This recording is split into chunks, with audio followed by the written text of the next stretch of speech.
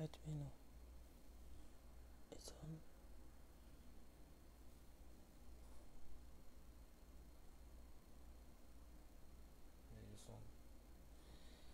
Bonjour, chers parents, camarades de la résistance, chers compatriotes. Bonjour à tous. Je ne cherche pas le buzz. Je ne cherche pas à faire peur à qui que ce soit. Seulement, je veux vivre avec la paix intérieure. Je veux vivre apaisé comme tout le monde. Chers parents, Doguette, bonjour et bonne arrivée. Aïcha Touré, bonjour. Je dirais, nous sommes pour le moment la matinée. Alors, comme vous êtes l'après-midi, je vous dirai bonsoir pour aller avec ce que vous dites. Merci à tous et à toutes. Et toutes mes excuses.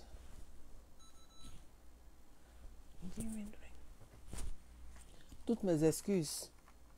Si je démarre ce direct avec un peu de retard, je l'avais déjà commencé et je me suis rendu compte que je n'étais pas en orbite. Ça disait live, mais je ne voyais personne.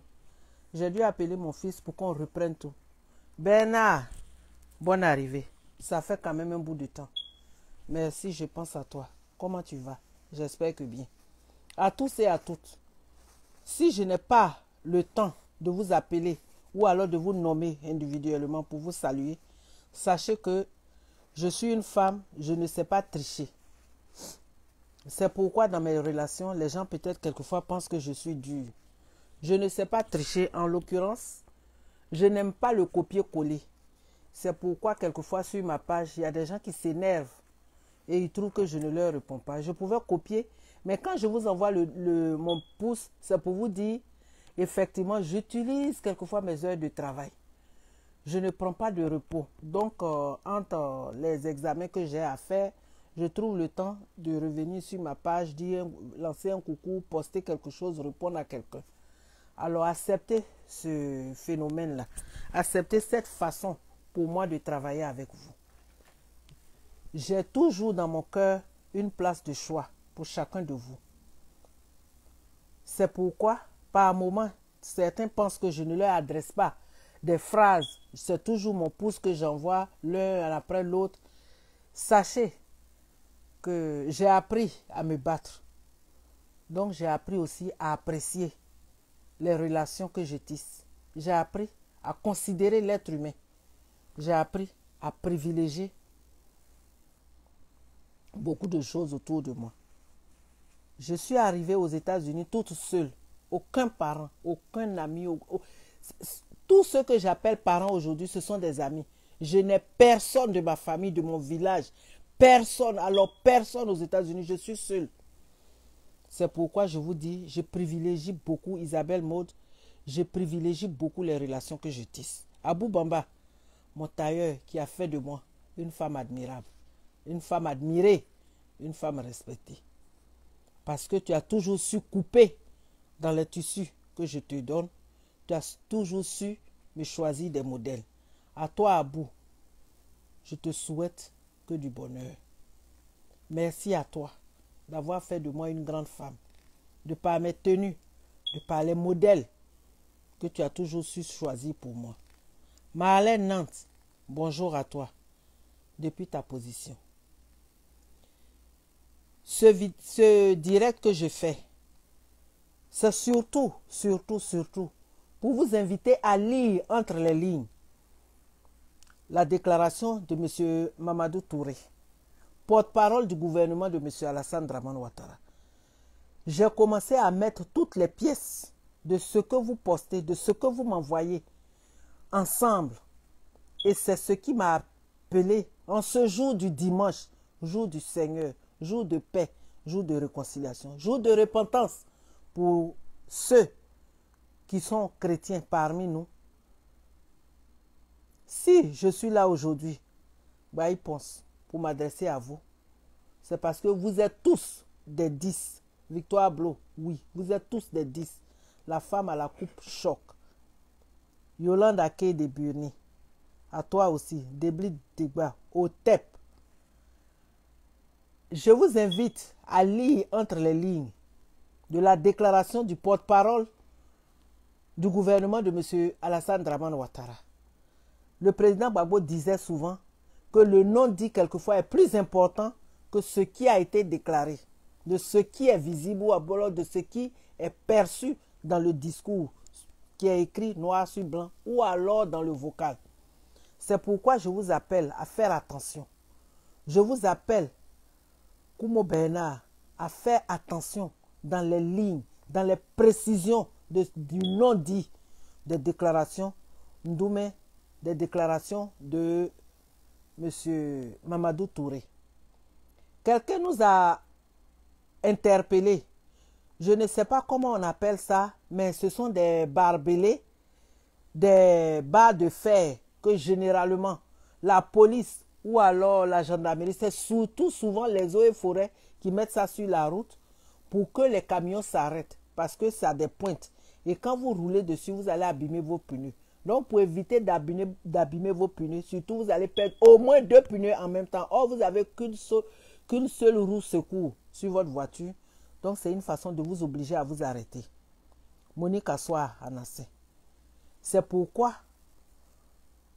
la personne qui nous a envoyé ça a dit que M. Téné Brahima en a commandé plein. C'est pourquoi. C'est pour vous expliquer un peu l'esprit et le projet macabre de l'administration Ouattara. Pour ceux qui vont chercher à attaquer le direct, c'est peine perdue. Jason. C'est peine perdue parce que je l'ai déjà sur mon deuxième téléphone. Et si d'aventure, je l'ai ici, si d'aventure, cette vidéo de mon téléphone principal coince, sachez que ça continue sur l'autre téléphone. Et on fera la même chose. Je vais vous faire parvenir cette vidéo-là. Parce que celle-là, il y a moins de gens dessus. Et donc, ça ne peut pas être attaqué. Alors, je vous parle de ces barbelés que M. Téné Brahima a commandé. C'est pourquoi? C'est pour arrêter un cortège. C'est pour freiner la circulation ou imposer, pour ne pas dire contraindre des gens à s'arrêter. S'ils le font, c'est pour quelle intention? Le président Laurent Gbagbo venait et pour eux, il venait dans l'intention de ne pas faire la politique. Le président lui-même l'a dit hier. Si je rencontre monsieur le président Henri Konan Bédié, mon grand frère, vous pensez que c'est pour parler de quoi? C'est pour parler politique. Donc dire que le président Laurent Gbagbo rentre au pays et il ne doit pas faire la politique, c'est quand même... c'est de l'utopie, je dirais. Et dans les détails de la déclaration de M. Mamadou Touré, il s'agit, chers parents, il s'agit d'un projet d'atteinte à la vie du président Laurent Gbagbo. Il s'agit d'éliminer, parlons terre à terre, en termes responsables, mais en termes beaucoup plus francs. Il s'agit d'éliminer physiquement le président Laurent Gbagbo. M. Téné Brahima a fait commander quelque chose. C'est barbelé là pour arrêter la circulation des voitures. Est-ce pour arrêter le cortège du président Laurent Gbagbo? Est-ce pour contraindre ceux-mêmes qui sont à l'avant-garde de son cortège? Il s'agit des questions que nous, en tant que citoyens ivoiriens, nous devons nous poser. Il s'agit des questions clés dans le processus qui a été entamé. C'est pourquoi, chers parents, là où nous sommes, là où nous demeurons, et là où nous restons fermes, il s'agit de comprendre et d'accepter le processus de réconciliation qui devrait et qui est en ce moment en train de s'imposer à tous citoyens ivoiriens et à tous ceux qui ont des intérêts en Côte d'Ivoire. Alors je sors aujourd'hui, dimanche, généralement, je ne fais pas de vidéo, à moins qu'il y ait un cas de force majeure. Et un cas de force majeure, il s'agit du président Laurent Gbagbo. Il s'agit de sa vie. Il s'agit de sa sécurité. Je vous ai dit hier, samedi dans ma vidéo de hier matin, ma vidéo hebdomadaire, c'est-à-dire que je fais tous les samedis matins, je vous ai dit que c'était un peu trop tôt pour avancer certaines choses. Ou alors pour vous éclairer. Monsieur Mamadou Touré, Dieu merci, est sorti. Et aujourd'hui, je comprends que c'est le moment venu pour moi de vous donner des informations, de faire la lumière sur un certain nombre de choses. Ce que M. Mamadou Touré et l'administration de Ouattara peut-être prennent à la légère, c'est la détermination de tous les fils et toutes les filles de Côte d'Ivoire, de tous les citoyens ivoiriens. Là où nous sommes arrivés, j'ai dit à Siaka Diaby que si d'aventure tu te mets à l'aéroport le 17 ou alors quel jour le président Laurent Gbagbo va atterrir pour faire quoi que ce soit, c'est à tes risques et périls. Et j'ai interpellé la France pour dire effectivement que soit la Côte d'Ivoire disparaît pour toujours ou alors la Côte d'Ivoire renaît pour de bon de ses cendres. Alors, chers parents, M. Mamadou Touré, dans ce qu'il a dit, il y a un projet d'assassinat. Seulement, il ne sait pas qui ça va emporter. Je vais ouvrir une petite parenthèse. Chers parents, vous avez appris ce qui s'est passé en Haïti. À partir du moment où les grandes puissances contrôlent l'information, les grandes puissances ont leurs satellites et arrivent à intercepter tout ce qui est communication.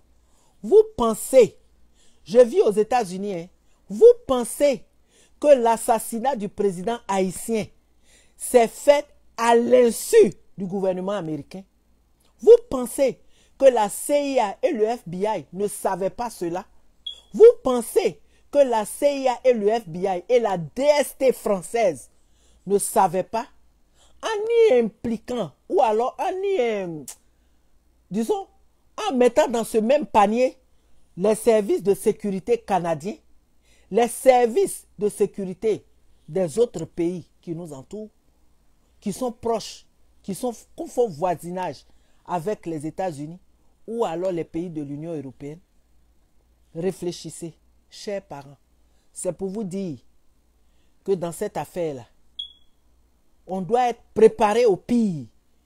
Et si ce pire-là arrive, quel que soit là où vous êtes, quel que soit ce que vous faites, surtout ceux qui sont sur le territoire ivoirien, que vous soyez dans les campements, que vous soyez dans les villages, que vous soyez dans les hameaux, sachez et retenez qu'il s'agit d'un complot de grande envergure.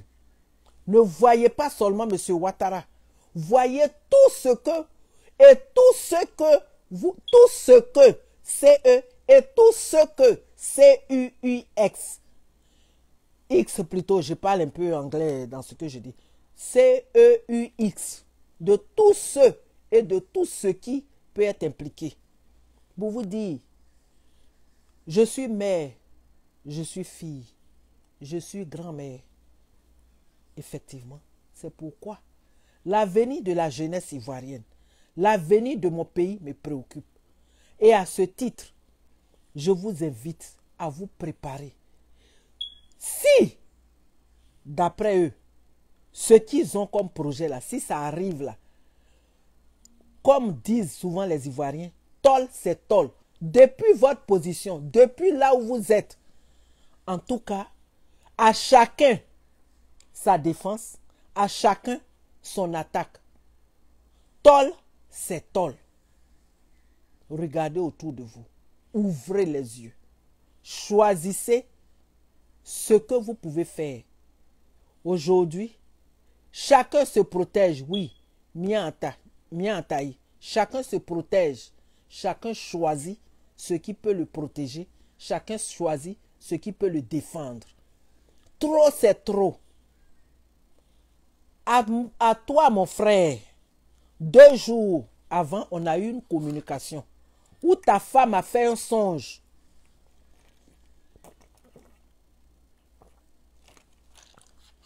Toutes mes excuses Je sens que je n'ai pas assez de sucre. Il fallait que je boive quelque chose. Alors, c'est pourquoi je vous dis que là où nous sommes arrivés, ce monsieur-là, je te dis merci. Merci pour la considération. Sa femme a fait un songe. Je vous dis, comme le président Laurent Gbagbo lui-même a dit, le serpent n'est pas mort. Oui, le serpent n'est pas mort. Sa femme a fait un songe. Écoutez très bien. Ibiekise a remis une enveloppe à la petite femme du président. Par respect pour le président, je n'ai pas voulu évoquer cela. Mon frère Watt, hier on a parlé longuement. Et je t'ai dit qu'il fallait que je te dise quelque chose. Je voulais te confier quelque chose. Et à chaque fois, dans les causeries, puisque tout ce qu'on était en train d'évoquer était important, je n'ai pas eu vraiment le temps de te donner les détails. Aujourd'hui, je sais que tu me suis. Parce que je t'ai tagué plus de 2 fois. Donc, je sais que tu es là. Et vous êtes tous là. Vous me suivez. Oui. Ibiekise a remis une enveloppe à la petite femme du président. Chers parents, je suis obligé de retenir mon souffle pour vous dire qu'effectivement, elle a remis une enveloppe. Et l'enveloppe, c'est l'enveloppe fatidique.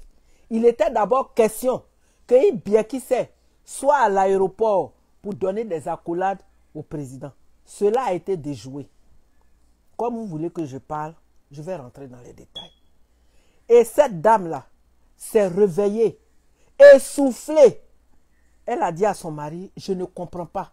Voici le rêve que j'ai fait. Mais généralement, je ne sais vraiment pas pourquoi c'est devant moi que Ibiekise a remis cette enveloppe-là à la petite femme du président. Et dès qu'il m'a dit ça, qu'est-ce que j'ai fait? J'ai posté sur ma page. Si vous vous rappelez, j'ai posté sur ma page que se méfier, ça ne veut pas dire qu'on a peur. Et je l'ai exprimé en baoulé. Asasabéon Tiasre sur ma page. Chers parents, nous sommes là. 10 ans de souffrance. 10 ans de vie volée. 10 ans de liberté confisquée. 10 ans de trêve. 10 ans dans l'impasse. 10 ans, ce n'est pas 10 minutes. Ce n'est pas 10 jours. Ce n'est pas 10 semaines. 10 ans, c'est 10 ans. Regardez aujourd'hui. Si vous enlevez 10 ans dans notre âge, beaucoup parmi nous se retrouveront dans des situations où elles ont le pouvoir de procréer, c'est-à-dire de tomber enceinte et de faire des enfants. Si vous enlevez les 10 ans dans la vie des Ivoiriens, beaucoup auraient pris d'autres décisions. Beaucoup auraient fait d'autres choix. Mais nous ne pouvons pas ramener le temps. Seulement nous devons faire avec ce qui est là. Oui, elle s'est réveillée, c'est le songe qu'elle a fait. Et elle en a parlé à son mari. Son mari m'a envoyé un mot. C'est quelqu'un avec qui je ne communique pas de façon vocale. Et quand il a dit de l'appeler, il a dit de rentrer en contact avec lui. J'ai préféré plutôt l'appeler pour l'écouter de vive voix. Et j'ai dit merci à la dame. Je ne suis rien. Je ne suis qu'une citoyenne ivoirienne. Juste une femme de Côte d'Ivoire qui est venue se chercher aux États-Unis. Seulement, je ne vois pas ce que je peux mettre avant mon pays. Même quand il s'agit d'urgence au niveau de mon pays, qu'est-ce que je fais? J'appelle au travail que je ne peux pas aller au travail. Jason, toutes mes excuses.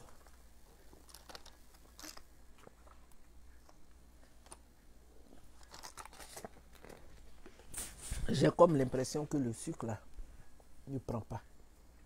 Alors, chers parents,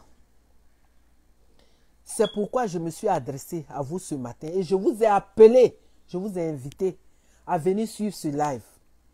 Faisons attention. Gardons les yeux ouverts. Restons vigilants. Monsieur Alassane est dans une posture telle que, comme, je ne sais pas si c'est Légré ou bien Touré qui m'a dit, que oui, le président Laurent Gbagbo ne lui a pas fait la promesse de ne pas faire la politique. Mais quand vous prenez le président Laurent Gbagbo, ce n'est pas la politique qui lui a confisqué 10 ans de liberté, qui l'a privé de 10 ans de liberté, au point où il n'a même pas assisté aux obsèques de sa génitrice.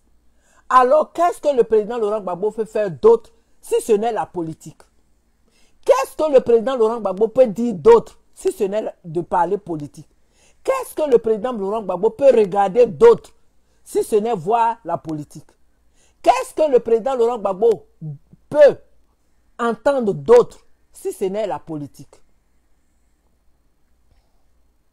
Chers parents, c'est pourquoi j'invite chacun de nous à jouer bas à terre, à sortir des émotions et regarder plutôt l'enjeu qui prévaut, l'enjeu qui entoure la Côte d'Ivoire. Je vous l'avais dit et j'ai repris pour vous dire la dernière fois que la balkanisation de l'Afrique, le partage de l'Afrique, la conférence de Yalta, tout ce qui s'est passé concernant le continent africain s'est passé en dehors de nos terres, c'est-à-dire en dehors du territoire même qui constitue le continent africain. Mais pour une fois, les choses sont en train de se jouer sur le continent africain, c'est-à-dire l'avenir de la Côte d'Ivoire, le devenir de toutes ces nations qui utilisent le CFA est en train de se jouer sur nos terres, en train de se jouer en Afrique, en train de se jouer en Côte d'Ivoire. C'est pourquoi je vous ai dit que, chers parents, restons lucides, sortons des émotions, considérons plutôt ce qui devrait faire de la Côte d'Ivoire une nation forte, une nation libérée, une nation qui va constituer le fer de lance. Quand je dis une nation forte, quand une nation est forte, elle est incontournable. Prenons l'exemple de l'Allemagne. Après la Deuxième Guerre mondiale, on a dépouillé l'Allemagne. Mais l'Allemagne n'est pas restée figée à dire que elle reste la brebis galeuse. L'Allemagne a travaillé. Aujourd'hui, tous ceux qui se sont partagés les colonies de l'Allemagne, tous ceux qui sont restés à jouir des sanctions contre l'Allemagne se retrouvent aujourd'hui derrière l'Allemagne. L'Allemagne est le fer de lance. L'Allemagne est incontournable. C'est ce que je veux que ma Côte d'Ivoire soit. Qu'elle soit incontournable, quel que soit. Même si nous refusons de participer à des colloques, ils sont obligés de venir vers nous, de nous demander de participer, compte tenu de ce que nous constituons. Chers parents, ouvrons les yeux. La vie privée, là, mettons ça sous paillasson. Les commentaires que certains ont eu à faire, parlant de peut-être traîtrise de la part du couple présidentiel, c'est-à-dire du président Bédié et de sa femme, qu'est-ce que vous savez de ce qu'on appelle la traîtrise?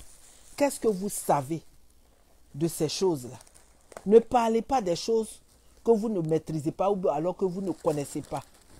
Parce que sinon, ce sont des choses qui vont vous-même vous emporter. Chers parents, sortons de ça. C'est pourquoi je vous dis, à ce stade-là, ce qui importe, c'est l'avenir de la Côte d'Ivoire. Ce qui importe, c'est le devenir de notre jeunesse. Ce qui importe, les emplois confisqués, redistribués à des gens qui n'ont aucun intérêt, qui ne sont même pas qualifiés à travailler en Côte d'Ivoire. C'est ce qui doit nous intéresser. Vos émotions, est-ce que cela apporte la paix intérieure dans nos familles? Vos émotions, est-ce que cela règle le problème de la sécurité, le problème du sanitaire, le problème du panier de la ménagère? Ce sont les questions que vous devez vous poser. Si la réponse est non, alors vous êtes en train de faire fausse route. Revenez sur la route. Revenez pour ce qui est plus important. Le devenir de notre pays, le devenir du continent. Chers parents, toutes mes excuses. Ce n'est pas dans mes habitudes de manger quand je fais des lives. Mais je me trouve dans une situation où je ne peux pas vous expliquer certaines choses. C'est moi qui sais comment je vis. C'est moi qui sais comment je me sens dans ma peau. Pour que je sois là, devant vous en train de manger. Toutes mes excuses. Ouvrons les yeux. Soyons vigilants. Si vous regardez autour de vous, que vous constatez des gens qui ne sont pas habituellement dans votre quartier, qui ne sont pas habituellement autour de vos maisons, des personnages, des visages qui vous sont étranges, que ce soit dans les campements, que ce soit dans les villages, posez-vous les vraies questions. Posez-vous les questions justes. On ne peut pas être surpris. Chers parents, c'est mon message ce matin. Il y a des drones autour de la résidence et même au-dessus de la résidence du président Laurent Gbagbo. C'est pourquoi, voici les questions que vous devez vous poser. Sortez des histoires de « il est parti avec un tel, il est parti avec une telle, pourquoi telle personne est assise ici, pourquoi telle personne n'a pas fait ça ?» Les amitiés, sortez de ça. Il y a plus important en ce moment qui doit nous préoccuper. Il y a plus important en ce moment qui doit faire partie de nos conversations. Et c'est de ça qu'il s'agit. Et c'est ce qui doit primer.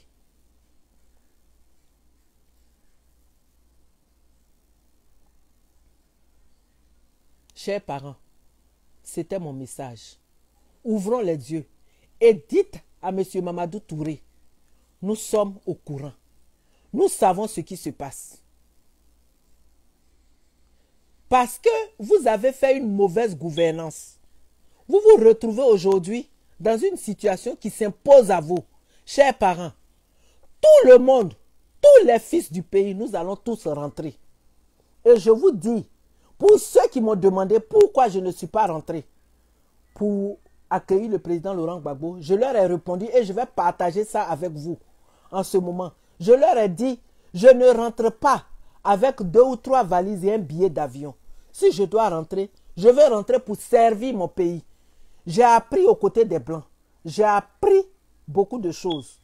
C'est ce que je vais aller proposer au gouvernement, à la Nouvelle-Côte d'Ivoire. Comment nous allons travailler pour que l'Ivoirien qui s'en va à l'hôpital aille avec assurance. Il s'en va pour être guéri. Il ne va pas avec la peur au ventre qu'il risque de sortir dans un cercueil. Oui, si je dois rentrer, je vais rentrer avec un conteneur, avec toutes mes affaires. Je ne veux pas rentrer avec 2 ou 3 valises et revenir. Je rentre pour servir mon pays. C'est la déclaration que j'avais à vous faire. Chers parents, sachons utiliser ce qui est en notre pouvoir pour avancer, pour faire avancer notre pays, pour rendre notre pays compétitif, pour rendre notre jeunesse compétitive au niveau mondial. Chers parents, nous avons la capacité, avec nos maigres moyens, si les décisions sont prises de façon juste, nous avons la capacité de servir notre pays et de rendre notre pays compétitif. Faire de la Côte d'Ivoire une nation forte. Faire de la Côte d'Ivoire une nation incontournable sur tous les plans, que ce soit au niveau de la technologie, de la médecine et tout ce que cela peut comporter. Nous avons appris à travailler dur. C'est pourquoi j'ai tenu à m'adresser à vous. Chers parents, c'était mon message de ce matin. Merci à tous, merci à toutes. Que Dieu vous accorde la grâce, que Dieu vous protège et que Dieu vous accorde cette inspiration divine. Merci à tous. que les ancêtres vous regardent, vous conseillent, vous guident. À tous et à toutes. Merci, merci et merci. Madeleine Kondo, la fille de Yassoa Kondo, la petite fille de Zie Yassoa, l'arrière-petite-fille de Kwame Brisier, à tous, merci pour votre patience. Merci et merci. La Côte d'Ivoire vous salue. Big up à tous et à toutes. Bon début de semaine.